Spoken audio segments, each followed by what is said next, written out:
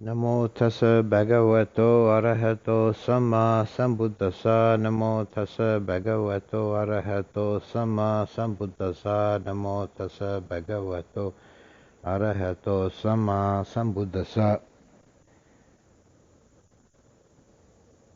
I'd like to consider some of the differences between the Western understanding of psychology and the Buddhist psychology.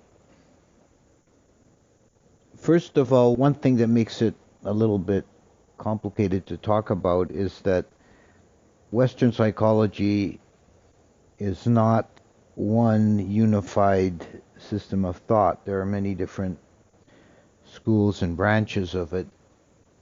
So I'll try and be a bit specific, but in general, it does have some general characteristics.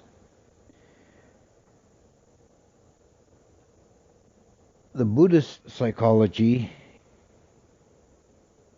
is a way of thinking and talking about the mind that was developed in ancient India, beginning with the Buddha, but then carried on in the subsequent generations.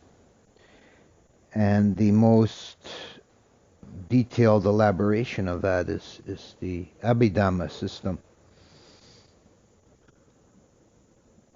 And Buddhist psychology as well could be considered to have some different branches, but I'm going to be pretty much confining myself to the Theravada version.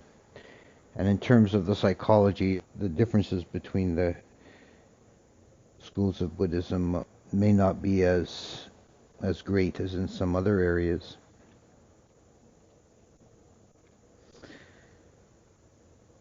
One of the principal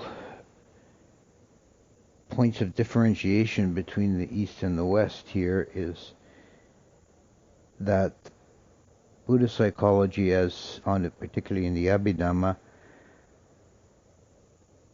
sees the consciousness, the citta, as singular, occurring in each moment, meaning it's a unity, it's undivided. In that moment it takes one object. And this has a number of implications. One is that of the various vijnanas associated with the different sense organs, they do not actually occur simultaneously. There's a moment of eye consciousness and a moment of ear consciousness or mind consciousness. They occur very rapidly. So we have the subjective feeling that we're seeing and hearing at the same time.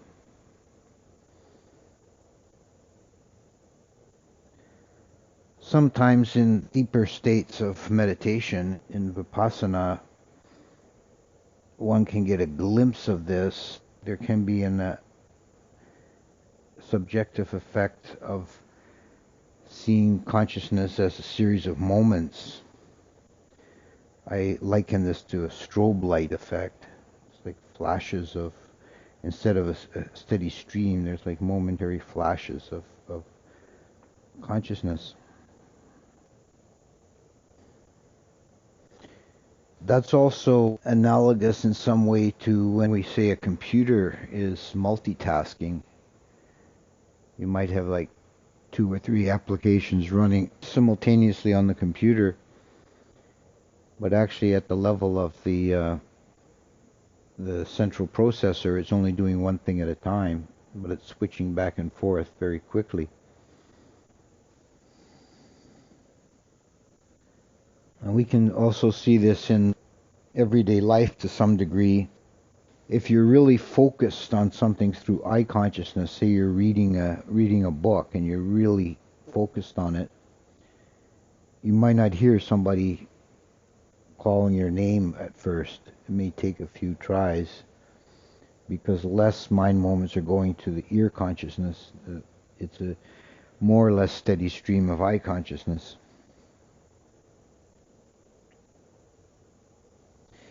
But the big point about this unitary consciousness, in terms of differentiating it from Western psychology, is that there's no real idea of a subconscious. Most of Western psychology has the idea that there are multiple, two at least, but a multiple stream of mental events happening simultaneously. And there's a stream of events going on that's called subconscious. It's below the level of consciousness. Whereas in the Buddhist psychology, there's only room for one stream of consciousness.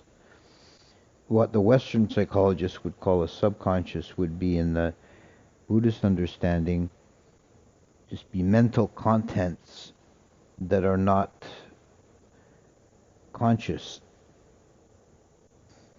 What I mean by that is things like memories or emotional states that may have a potential to be conscious but are not. And in some cases it can be because of a kind of deliberate suppression. One doesn't want to look at those contents, those particular objects. So the mind has a kind of defensive mechanism of not looking at them because they can arouse a painful feeling, unpleasant feeling. So with the Vipassana meditation, one's trying to be conscious of whatever arises to mind and is not suppressing any content.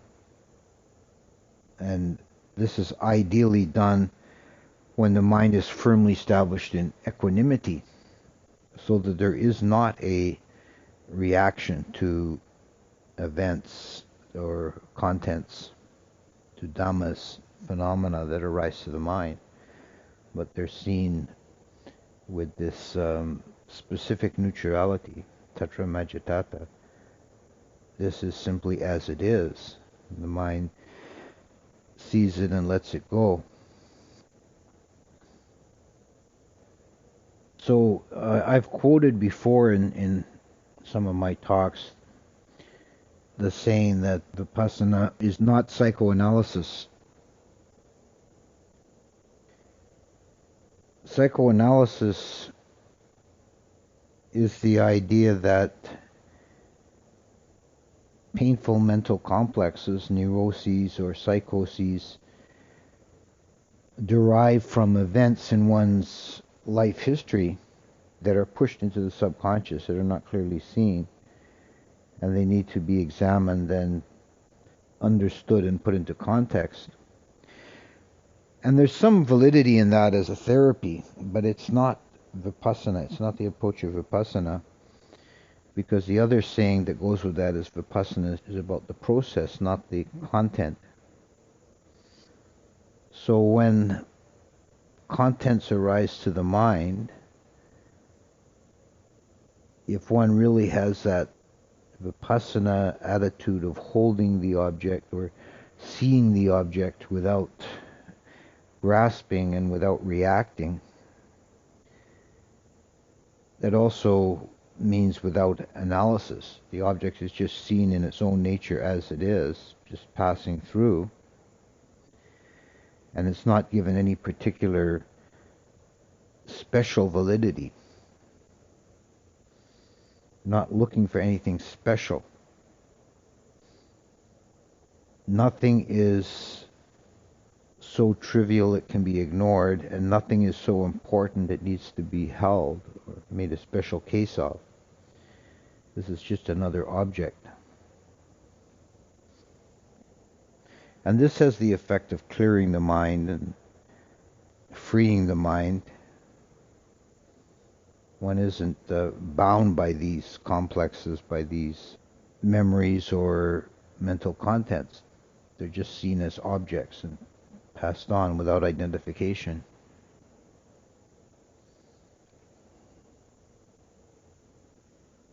Another important difference between Western and Buddhist psychology is the idea of what is fundamental to the psyche.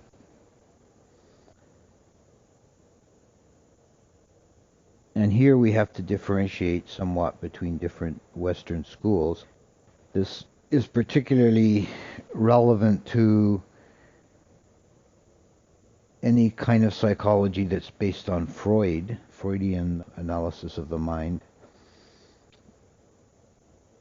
Freud's idea was that the mind is in layers, and the most fundamental or deepest layer, the primordial layer, is the id, which is basically the animal level. It's that level of mind which is involved with aggression and lust and anger and desire, fear.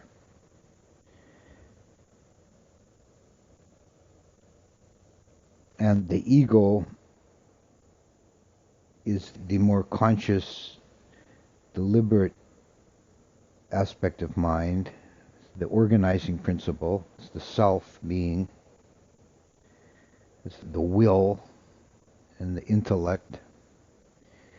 And then there's a superego, which is kind of like the conscience or the governing principle. And in some of Freud's ideas, that was the superego is like the personification of the parents. It's what the mother and father imbued values and morals into the child, and that becomes personified in the mind as superego and becomes sort of a governor. It's like you have a governor and an engine to keep it from going too fast. The superego is like the governor of the mind, the overriding principle. So in that view of the mind, if you go deep into the psyche, you're going into a dark, seething pit of primitive drives and emotions. The Buddhist view flips that around completely 180 degrees.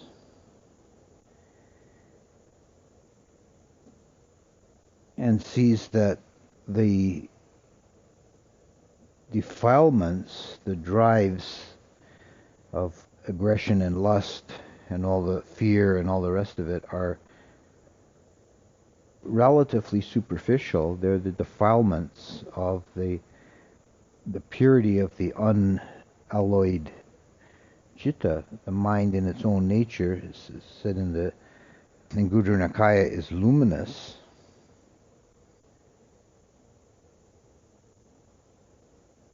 And elsewhere, the mind without defilement is called boundless, without limit, and without footing.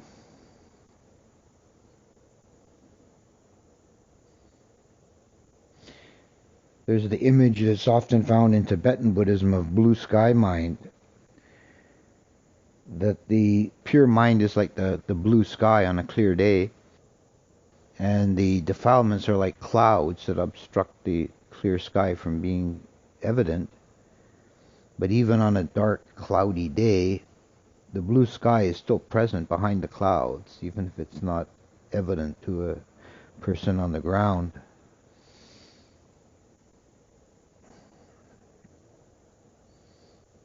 So in this view, the defilements are not fundamental to the being. They're obstructions. They're superfluous.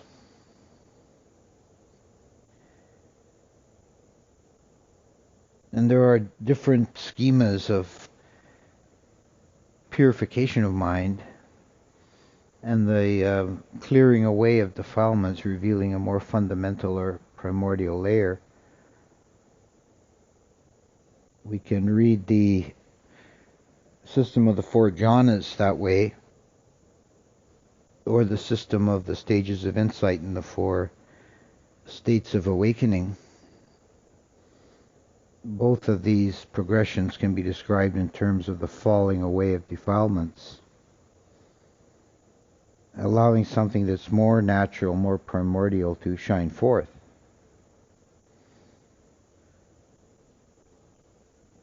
So this is a more hopeful and um, humane kind of view of the mind and the psyche.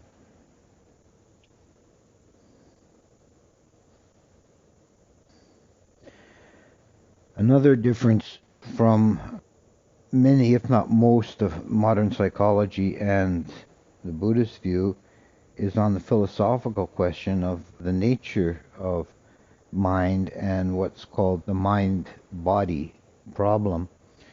What is the relationship between mind and matter? Most of modern Western psychology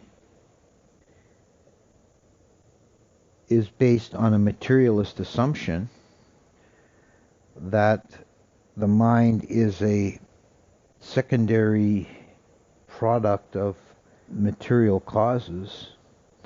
In the modern understanding, that's the operation of the brain. That neurons firing the brain is the cause or the actuation of mind.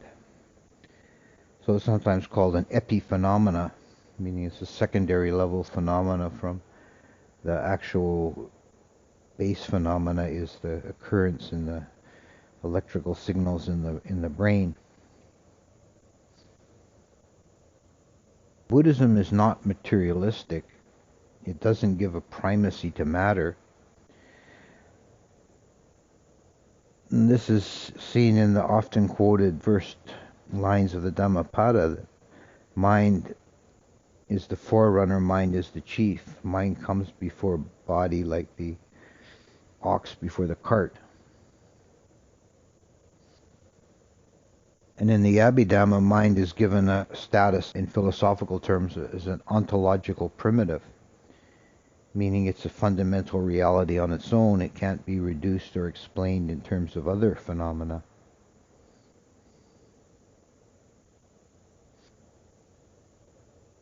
It must be said that the ancient Indians, not just the Buddhists, but the ancient Indians in general and medieval Indians had no conception really of the function of the brain at all.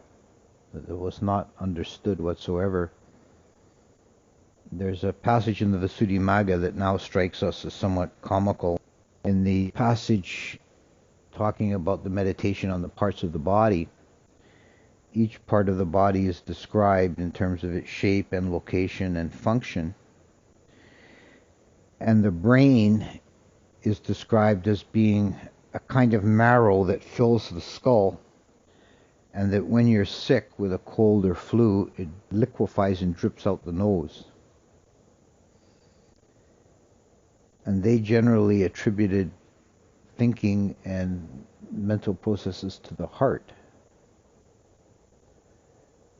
There's another passage in the Vinaya text, in one of the stories in the Vinaya, about a young man who was spoiled by his parents, and when he came of age, they were trying to find him a career that would be soft and easy for him.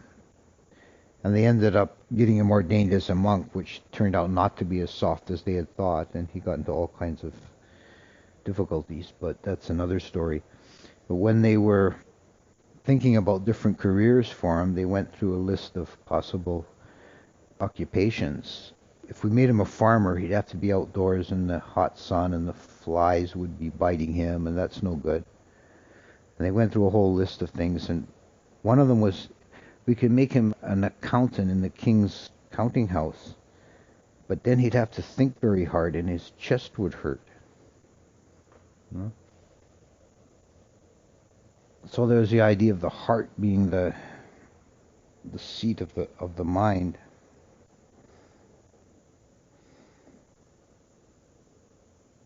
So, the question is not really answered about, the reason I went into this digression is to say that the question is not really answered in the ancient books about what's the relationship between mind and brain. They weren't thinking in those terms at all. But it is a valid question for us to ask. And I think most of the modern Westerners with a materialist bias tend to see the brain as like a computer and the mind is like software running on the computer. And I think that's a very tempting analogy because it does work on some levels and some particulars. But I think a better technological metaphor would be to see the brain as a radio receiver and mind as the signal. So mind is not something generated by the brain, but the brain acts as the interface between mind and body.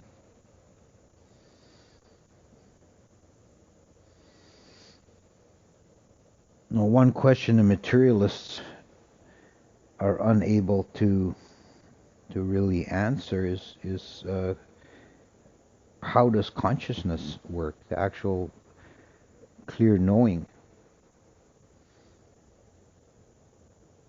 That is something that is not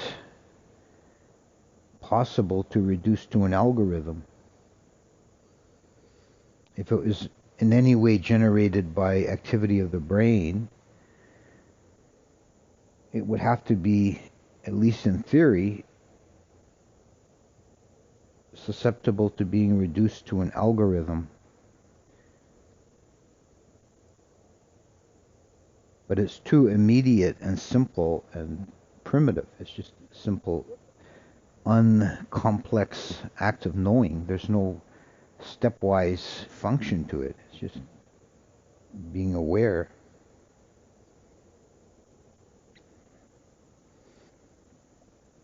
Another way to look at it, or another question to ask, is what causes that particular sequence of neurons to fire? It seems like it's more mind is driving brain than the other way around.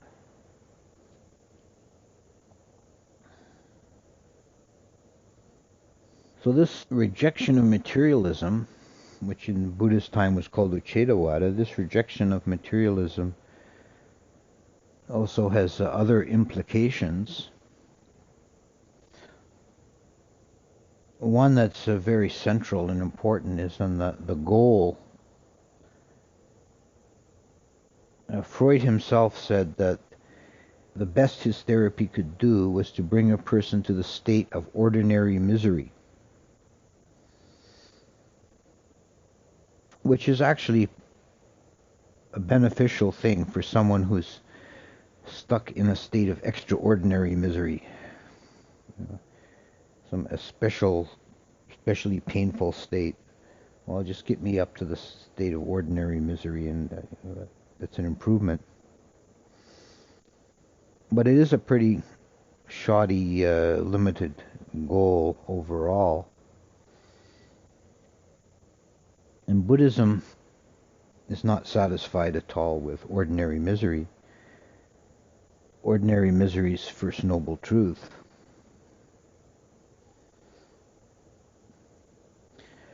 The goal of Buddhism is the ending of suffering.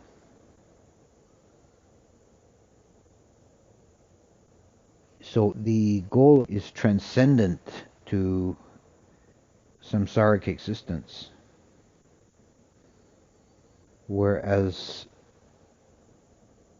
the best a materialist psychology can offer is a better reconciliation or harmonization with samsara, making yourself as comfortable as possible in samsara.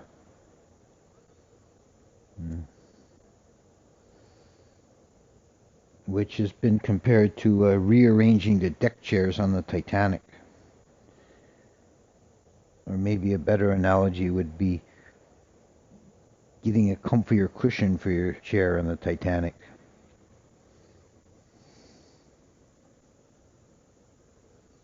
But in a materialist view, there's no room for any transcendent realization. If we're just physical processes, then there's no resolution to that. There's no escape from that. But if we understand the human being, human psyche as something more than just a material process, then there's a possibility of transcendence.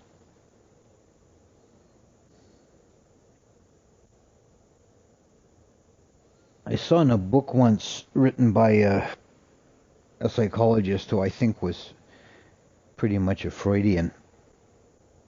He was talking in one chapter about mystical experiences, and he was very dismissive of them as a kind of self-delusion. And he said a common experience described by many mystics is an all-encompassing white light. And he interpreted that as a confused memory of the mother's breast, which struck me as utterly ridiculous. There's no comparison possible. Which it just kind of shows the limitation of that materialist thinking.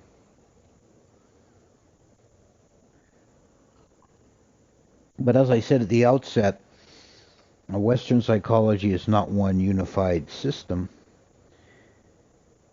And I would make an important caveat that there is an emergent school of psychology that seems to go beyond many of these limitations, and they call themselves transpersonal psychologists.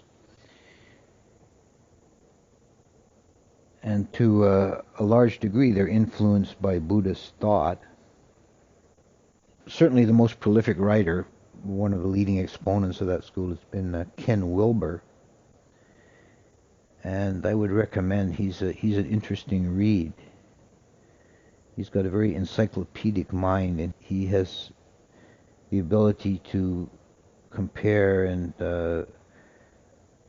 bring into unified vision all kinds of different material from Western science and Eastern philosophy and Christian texts and everything in between. I do have a couple of criticisms of him, particularly to be aware you're reading him that he's very definitely has a scheme in mind, and I think he very often, to make everything fit into the boxes of his scheme, sometimes he kind of distorts things to make it work. But in general, it's quite interesting.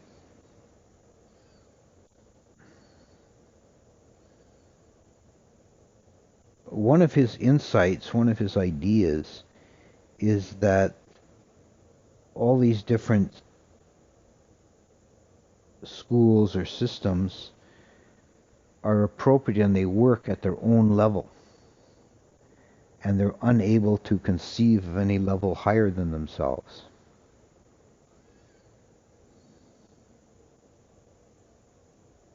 And this relates in his scheme to different levels and layers of a human being, starting with the material base of the body and the brain particularly. And then there's the emotional base, and then there's cognitive base, then there's several spiritual levels. So he's starting at the bottom. He says that there's and I didn't mention this in terms of the materialist view, but there are, because of the view that the mind is entirely subsidiary to the brain, there's a tendency in some modern psychiatry to treat every kind of mental dysfunction with chemical means. And at least according to Wilber, and I think he's probably correct, there are some dysfunctions that originate at that chemical level in the body. He cites schizophrenia as an example that can really only be treated by chemical means. But then it becomes a perversion or corruption of that system to try and extend it to the higher levels of the mind. And he says, for example, the Freudian therapy is actually the best thing for emotional level disturbances. Like if someone has really difficult sexual issues, dysfunctions, then because the Freudians make so much about the id, the sexual drive, then that they're the best ones to deal with things at that level. But they are unable to even conceive of any higher level, which is the example I cited of the writer who thought the white light was a memory of the mother's breast. Then there's cognitive therapy, which deals with the cognitive level of mind. And then Wilber puts in all the spiritual traditions of Hinduism and Buddhism and others dealing with spiritual levels, and he cites that there are spiritual dysfunctions. There are confusions and defilements that are beyond the mundane level. And I think that's correct. And we can see that in the traditional Buddhist scheme of the defilements that are overcome in the states of awakening. That even when sensuality is completely eradicated, there still remains deeper defilements of the desire to be and not to be, restlessness, the I am conceit, and ignorance.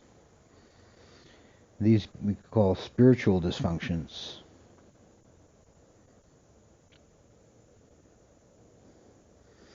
So I'm just going to conclude. I just like to say, just as kind of a takeaway from this talk, that we're all of us raised and educated in the Western tradition, and the thought forms and assumptions of the Western tradition can be somewhat difficult to even see, let alone overcome and shake. They're kind of the background of our mental landscape, but that doesn't give them a universal validity.